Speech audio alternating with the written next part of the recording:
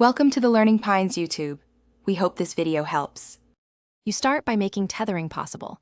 Confirm your mobile plan supports Hotspot and you have data.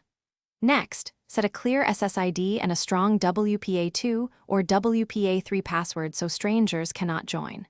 Once done, enable the mobile hotspot on your phone and note whether it's using 4 GHz or 5 GHz. That choice affects range and speed.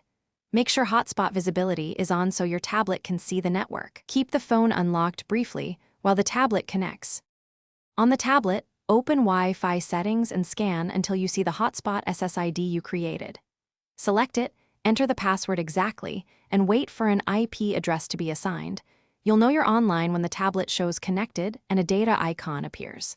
If you don't get an address or the signal is weak, make adjustments.